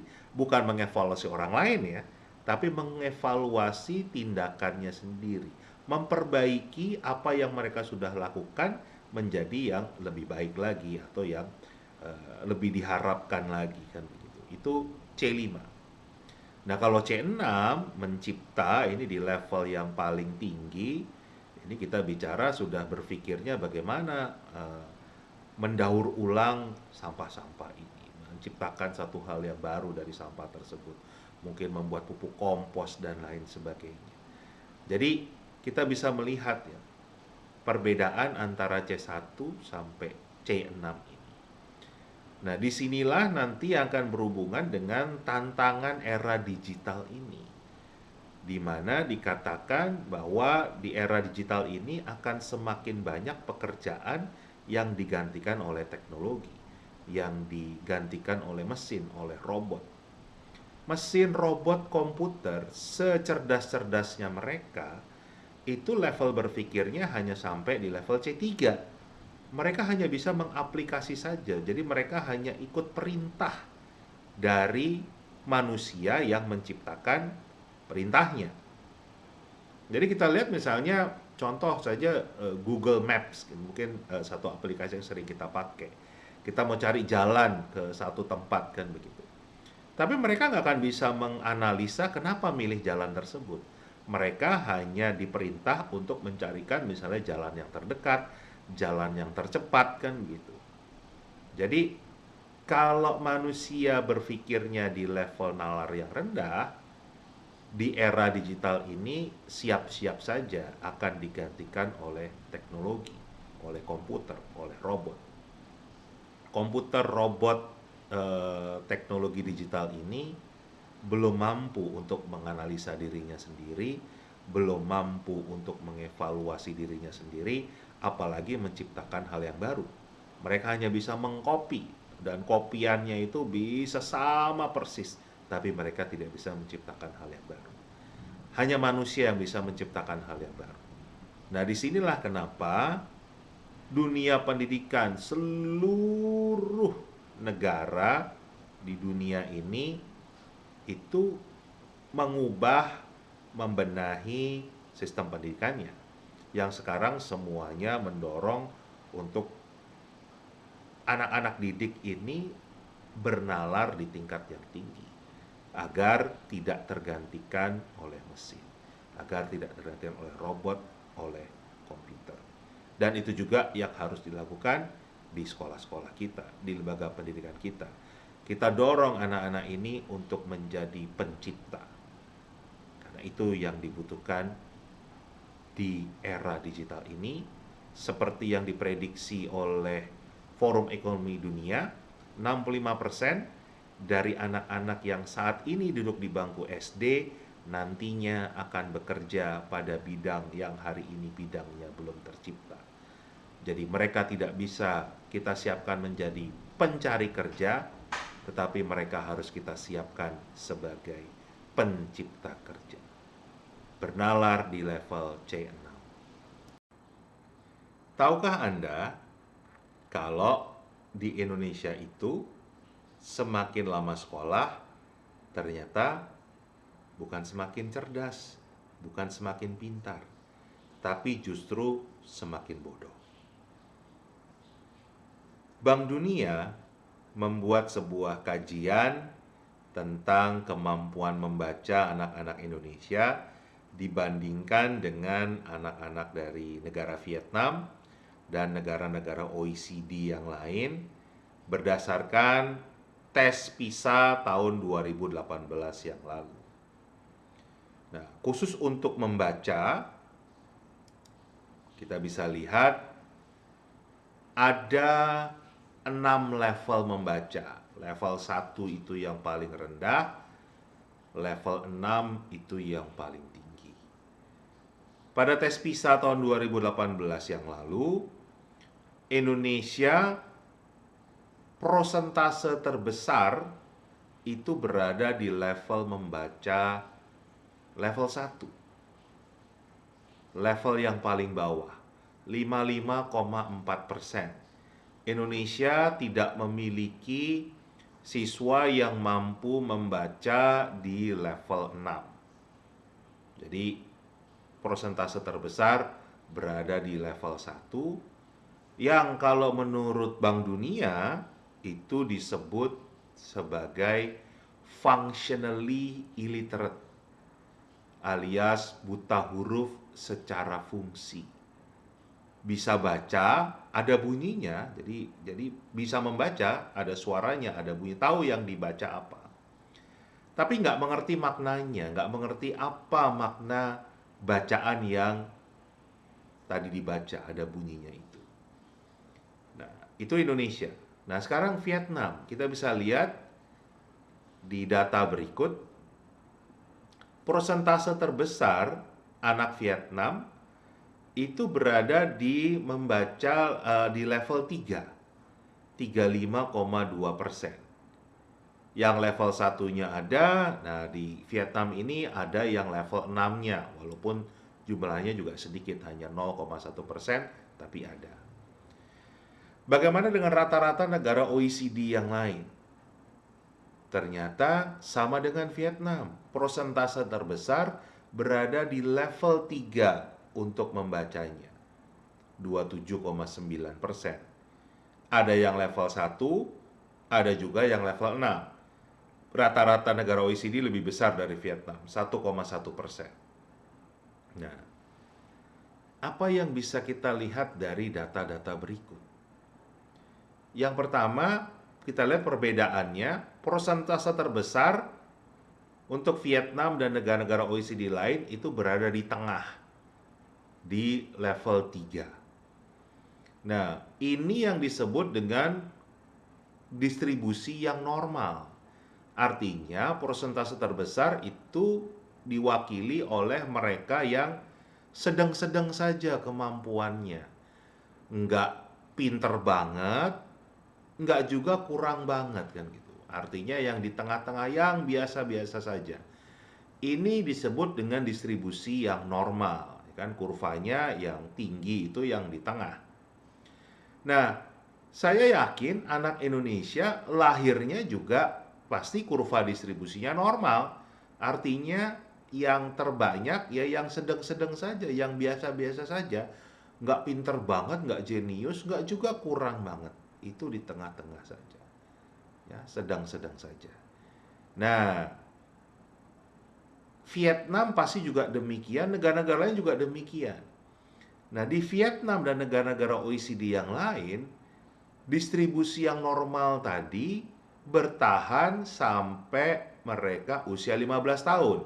Saat di tes PISA ini kan, kurva distribusinya masih normal. Nah, kalau Indonesia sudah bergeser jauh. Lahirnya normal, sekarang distribusinya bergeser ke kiri.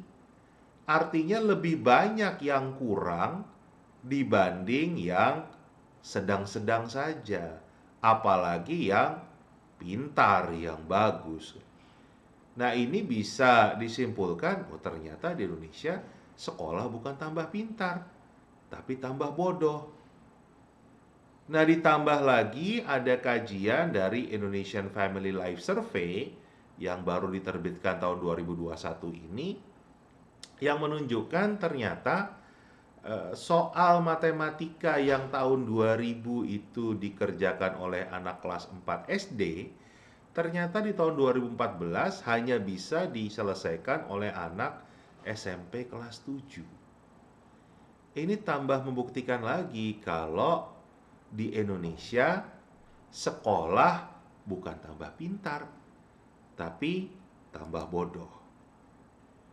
Nah, apakah ini akan kita diamkan saja atau akan kita benahi bersama? Bagaimana cara sekolah, lembaga pendidikan bertransformasi untuk menyesuaikan diri dengan kondisi era digital ini? Menurut beberapa pakar seperti Meliha Hanzik, Matthew Jelavich, beliau-beliau ini mengatakan langkahnya itu butuh sebuah sistem manajemen yang kalau istilah mereka disebut dengan socio-technical knowledge management. Jadi definisinya seperangkat elemen teknologi dan sosial yang memastikan pengembangan proses manajemen pengetahuan dan penciptaan kondisi organisasi yang sesuai dengan yang diharapkan atau transformasi yang diharapkan. Nah, ini ada 3 hal di sini dari sisi sosial dan teknologi yang harus disiapkan oleh pimpinan sekolah. Jadi kita bicara kepala sekolah, ketua yayasan, dinas pendidikan, bahkan Kementerian Pendidikan Kebudayaan. Dalam proses transformasinya ada 3 elemen yang harus disiapkan secara bersamaan. Nggak bisa hanya satu atau dua, jadi tiga-tiganya itu harus disiapkan bersamaan. Kebetulan tiga hal ini dimulai dengan huruf I. Jadi saya sering menyebutnya sebagai framework 3I. Apa saja? I yang pertama adalah infrastruktur. Ini yang paling mudah ya, mungkin kita bisa menyebutnya perangkat keras, ini hardware ya. Kemudian I yang kedua adalah infostruktur. Bagaimana informasi bisa terstruktur dengan baik. Karena perubahan ini kan tentunya informasinya juga akan berubah. Cara bertukar informasinya, cara berkirim informasinya ini berubah. I yang terakhir adalah infokultur. Budayanya, ini bicara sumber daya manusianya. Nah, jadi tiga hal ini harus disiapkan bersamaan. Sekali lagi, nggak bisa terpotong-potong ya. Nah, salah satu negara yang paling sukses melakukan socio-technical knowledge management untuk era digital ini adalah Singapura. Karena Singapura itu sejak tahun 1997 sudah memiliki sebuah perencanaan yang disebut dengan ICT Master Plan in Education. Nah, di sana bicara tentang infrastruktur apa yang harus disiapkan, bagaimana infostrukturnya, bagaimana infokulturnya. Dan sekarang tahun 2021 ini sudah masuk fase kelima. Bisa kita bayangkan kan, negara yang besarnya ada sebesar kecamatan, hanya punya 300 sekolah, 5 perguruan tinggi. Untuk bicara transformasi digital dalam dunia pendidikannya, mereka sudah menyiapkan sejak 25 tahun yang lalu. Dan memiliki fase-fase, sekarang sudah fase ke-5 dalam proses socio-technical knowledge management ini. Nah, di negara lain seperti Malaysia, itu juga mereka punya yang disebut dengan One Bestarinet. Intinya adalah menyiapkan proses digitalisasi untuk 10.000 sekolah dan dilaksanakan dalam waktu 15 tahun. Tapi ini gagal. Kenapa gagal? Di dalam One Bestarinet hanya berisi infrastruktur dan infostruktur. Infokulturnya tidak disentuh sama sekali. Jadi pemerintah Malaysia berpikir nanti bisa jalan sendiri, yang penting infrastruktur, infostrukturnya disiapkan. Ternyata tidak berhasil. Itulah yang membuat di tahun ke-9 One Bestarinet ini sudah dihentikan. Nah, bagaimana dengan negara kita? Bagaimana dengan sekolah-sekolah kita? Apakah dalam proses transformasi Anda sudah punya perencanaan yang melingkupi infrastruktur, infostruktur, dan infokultur? Kalau belum, segera buat, karena nanti pasti akan berhasil kalau kita punya perencanaan dengan framework 3I ini. Banyak loh sekolah yang mampu beli laptop, beli tablet, peralatan yang mahal-mahal, tetapi ujungnya hanya menjadi dekorasi sekolah. Tidak dimanfaatkan secara optimal karena tidak menyentuh infostrukturnya, apalagi infokulturnya. Mengapa mutu pendidikan di Indonesia begitu rendah? Salah satunya karena implementasi sistem pendidikan Indonesia tidak didasari dengan filosofi atau dasar teori pembelajaran yang kuat. Salah satu teori yang paling banyak dipakai di mancanegara, termasuk di negara tetangga kita yang dianggap salah satu sistem pendidikan yang terbaik di dunia, adalah teorinya Jerome Bruner, salah seorang tokoh konstruktivisme. Nah, kalau Jerome Bruner itu mengatakan cara belajar yang paling efektif itu harus dimulai dari yang konkret dulu, kemudian perlahan merambat ke yang abstrak. Jadi beliau mengatakan diawali dengan yang namanya enaktif dulu. Enaktif itu artinya belajar dengan peralatan atau bahan-bahan yang memang ada di sekitar kita. Jadi bahan yang nyata. Misalnya kita menggunakan satu buah bolpen. Ini kan nyata. Ini yang dipakai untuk belajar. Ini namanya enaktif. Dua buah coklat wafer misalnya. Ini kan nyata. Ini disebut dengan enaktif. Contoh lain lagi, 5 buah permen. 1, 2, 3, 4, 5. Bukan angkanya 5, tetapi nyata ada 5 buah permen. Di sini dimulai pembelajaran dengan sesuatu yang nyata, sesuatu yang memang anak-anak kita bisa temui dalam kehidupan mereka sehari-hari. Ini yang disebut dengan enaktif, kan begitu. Ini kenapa juga kalau kita dulu zaman saya sekolah itu kan belajar membaca dengan ini budi. Nah, itu kalau buat orang Jawa itu enaktif. Tetapi kalau buat orang Indonesia Timur tidak, karena di sana nggak ada yang namanya budi. Nah, harusnya untuk orang Indonesia Timur pada masa itu akan menggunakan contoh nama orang Indonesia Timur, Fidel misalnya, atau yang lain.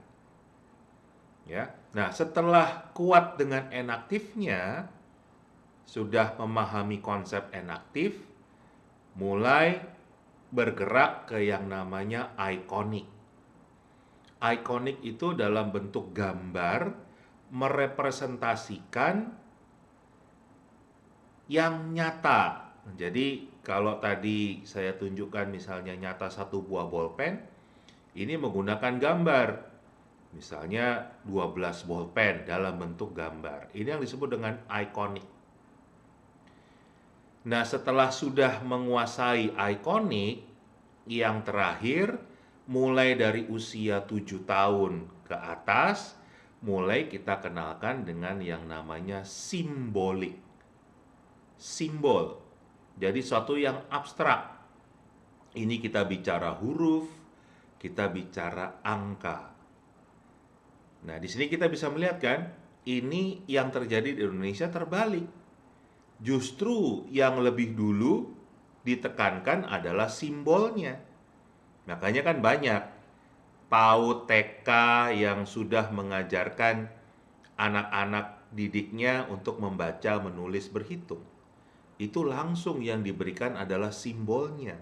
Langsung diberikan huruf, langsung dikenalkan dengan kata, langsung dikenalkan dengan angka-angka. Ini yang membuat mutu pendidikan kita rendah. Karena landasan filosofi pendidikannya, teorinya juga lemah. Nah, sehingga kalau kita melihat contoh, ada soal, ya, kita bicara,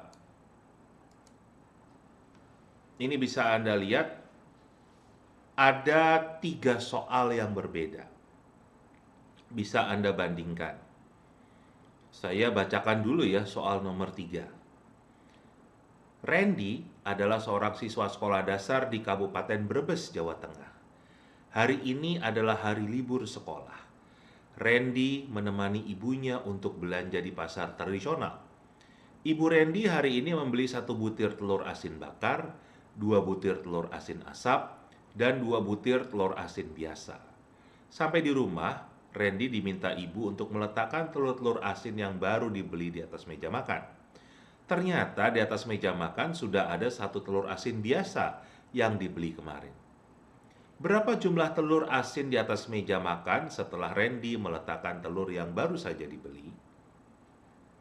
Nah, kita lihat soal nomor 3 ini adalah soal yang sesuai dengan kehidupan nyata. Jadi ini adalah yang disebut dengan konkret. Kondisi konkret itu seperti soal nomor 3. Bagaimana soal nomor 2? Nina diajak ibunya untuk belanja di mall. Di sebuah toko pakaian, ibu Nina membeli satu helai baju warna putih, dua helai baju warna merah, dan satu helai baju warna biru. Setelah membayar belanjaan di kasir, Nina dan ibunya beranjak ke toko sebelah dan membeli dua helai baju warna biru. Berapa jumlah baju yang dibeli oleh Nina dan ibunya? Soal nomor 1 dengan angka. Ini yang disebut dengan abstrak. 1 tambah 2 tambah 3 sama dengan. Nah, kalau kita lihat soal nomor 1, nomor 2, dan nomor 3 kompetensi dasarnya sama. Nah, tetapi dalam prakteknya ternyata soal nomor 3, soal nomor 2 dianggap susah dijawab. Rata-rata siswa kita, para guru kita menganggap soal nomor 1 yang mudah dijawab. Kenapa? Karena biasa berlatih dengan soal nomor 1. Padahal soal nomor 1 adalah sesuatu yang abstrak, yang harusnya merepresentasikan kondisi nyata, kondisi yang konkret. Nah, ini kan lucu. Kalau nomor 1 bisa dijawab, tapi nomor 2 dan nomor 3 dianggap sulit. Harusnya justru kita belajar nomor 3, nomor 2 dulu, karena itu adalah sesuai dengan kehidupan nyata, konkret, baru kita menyentuh yang nomor 1. Nah, disinilah terbaliknya kita. Nah, disinilah kenapa juga kita melihat yang soal disebut soal HOTS, soal-soal AKM itu susah dijawab, padahal kompetensi dasarnya sama. Hanya 1 tambah 2 tambah 3. Yang soal nomor 3 itu menggunakan cerita, tapi sebetulnya itu yang kejadian nyata dalam kehidupan sehari-hari. Harusnya itu yang lebih mudah dijawab. Nah, ini yang harus kita kembalikan lagi, bagaimana kita harus mulai mengajarkan anak dari yang konkret dulu, baru menuju abstrak. Jangan abstrak dulu, baru konkret. Dan sesuaikan dengan usia anak tersebut. Mereka harus dikuatkan dulu kemampuan abstraknya, kemampuan konkretnya, baru kemudian kita kenalkan dengan kemampuan abstraknya.